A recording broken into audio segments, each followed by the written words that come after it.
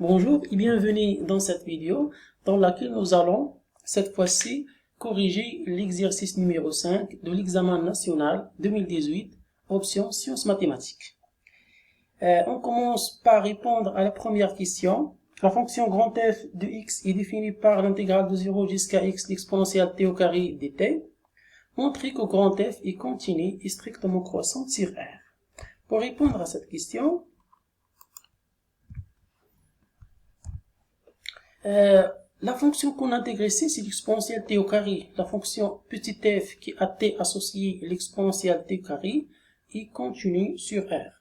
Puisqu'il est continu, il admet des fonctions primitives, grand F, définies sur R.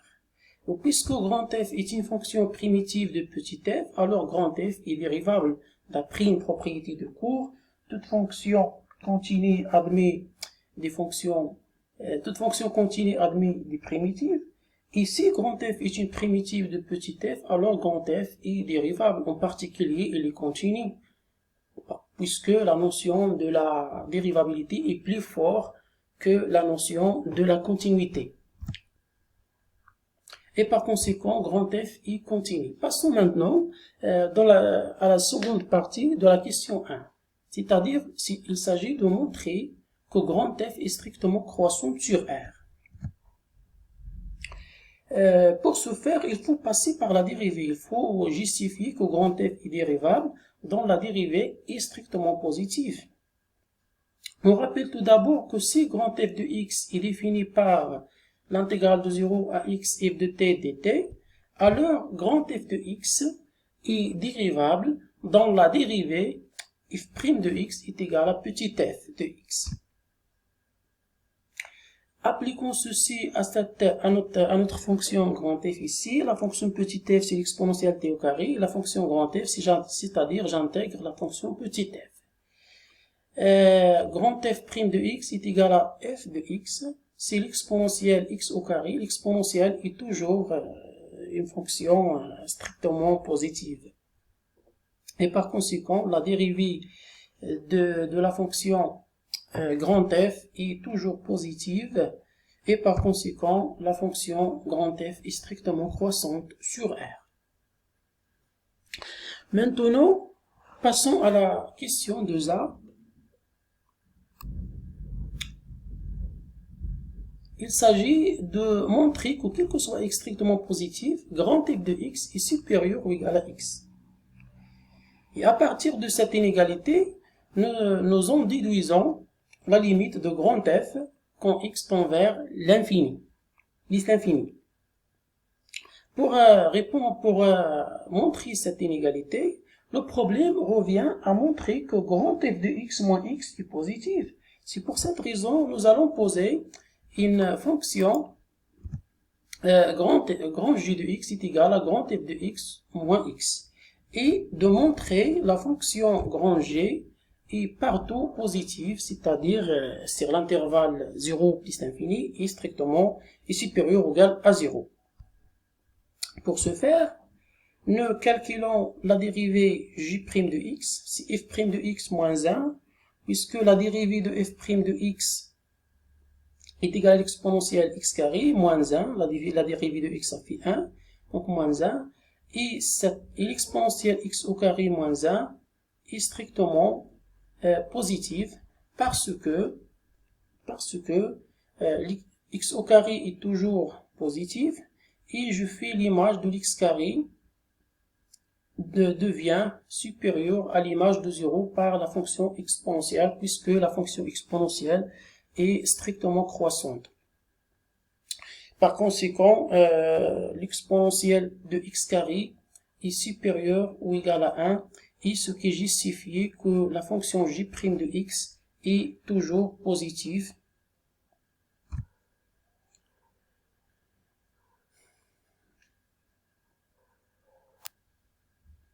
Puisque la fonction J est strictement croissante, si je prends x supérieur ou égal à 0, ceci implique que J de x est supérieur ou égal à J0 par monotonie de la fonction grand J ici. Et le J de 0, c'est f de 0 moins 0. F de 0, c'est l'intégrale de 0 jusqu'à 0, l'exponentielle t au carré de dt, et ça donne 0, moins 0, donc g de 0 égale à 0.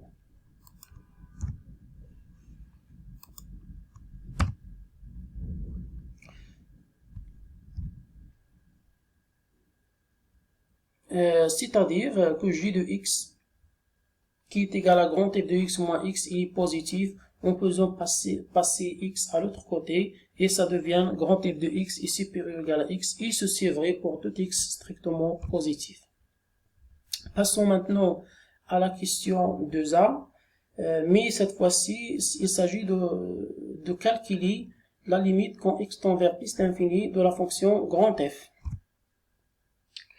On a, quel que soit x strictement positif, d'après la question précédente, grand f de x est supérieur ou égal à x. En faisant passer à la limite, en faisant tendre x vers plus l'infini, la limite de grand f de x quand x tend vers plus l'infini devient supérieure à la limite de x quand x tend vers plus l'infini. Il s'agit ici d'une limite usuelle que vous connaissez tous, et est égale à plus l'infini. Donc la limite de grand f de x est supérieure ou égale à plus l'infini, et ça donne nécessairement que la limite de grand f de x quand x tend vers plus l'infini est égale à plus l'infini. Passons maintenant à la question de B. Il s'agit ici de montrer que grand f est impair, et à partir de la parité de grand f, faisons déduire la limite de grand f de x quand x tend vers cette fois-ci moins l'infini. On calcule l'image de moins x par la fonction grand f. Il suffit ici de remplacer x par moins x, et en faisant un petit changement de variable, ici i est égal à moins t. Le d de t, ça devient moins d de i, et lorsque t tend vers 0, il tend vers 0, et lorsque t tend vers moins x, il tend vers x. En fait, f de moins x, c'est l'intégrale de 0 à moins x exponentielle t au carré d de t, à partir de la changement de variable. La variable ici, il s'agit d'intégrer par rapport à la variable i de 0 à x, l'exponentielle i au carré, moins d de i. Ici, j'ai remplacé d de t par moins d de i. En faisant sortir ce signe moins à l'extérieur de l'intégrale, et ça devient moins l'intégrale de 0 à x, l'exponentielle i au carré d de i. Et cette expression-là signifie que grand f de x. Et le signe moins devient moins grand f de x. Donc f de moins x est égal à moins grand f de x, et ceci signifie que la fonction grand f est impaire. Passons maintenant au calcul de la limite.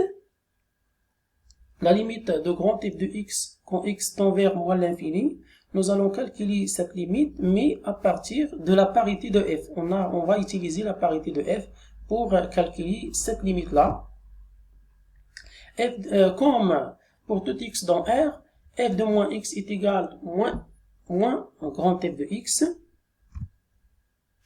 Ici, la limite quand x tend vers moins l'infini de grand f de x est égale à la limite de f de moins t quand t tend vers plus l'infini. Ici, nous avons fait un petit changement de variable en remplaçant x est égal à moins t, et lorsque x tend vers moins l'infini, t tend vers plus l'infini. D'après la parité de grand f, on peut faire sortir le signe moins à l'extérieur de f, donc ça devient la limite quand t tend vers plus l'infini de moins f de t, ici, et le signe moins on peut même le faire sortir à l'extérieur de l'intégrale en utilisant le résultat de la limite de grand f quand f tend vers l'infini, plus l'infini, si plus l'infini, le signe moins devient moins l'infini. Montrons que grand f est une bijection de R dans R. La question de C ici, la question ici de C. Pour montrer que grand f est une bijection de R dans R, grand f est continue et strictement croissante sur R d'après les questions précédentes.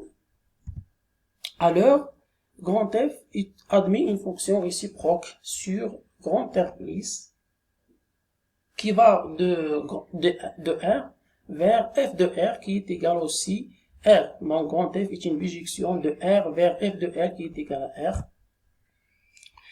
Il reste à calculer J' de 0. Pour calculer J' de 0, nous allons utiliser cette formule qui relie la dérivée de la fonction réciproque avec la dérivée de la fonction grand F. Si je remplace f-1 par g et x par 0, ça devient J' de 0 est égal à 1 sur f' de J de 0. Pour calculer ici J' de 0, il suffit de calculer J de 0 et f' de J de 0. Ça, ce que nous allons faire dans la suite. Donc le problème revient à déterminer ces deux valeurs-là. F de 0, c'est l'intégrale de 0 à 0, l'exponentielle t au carré dt, et ça donne 0. Et ça signifie que f-1 de 0, qu'on l'a noté j de 0, est égal à 0. Ça d'une part. D'autre part, f' de j de 0, il suffit ici de remplacer j de 0 par 0, et ça devient f' de 0. Je remplace x par 0, je calcule f' de 0 à partir de l'expression de f' de x, grand f' de x, et je remplace x par 0, ça donne l'exponentielle de 0 au carré, et ça donne 1. Et par conséquent, J' de 0 est égal à 1.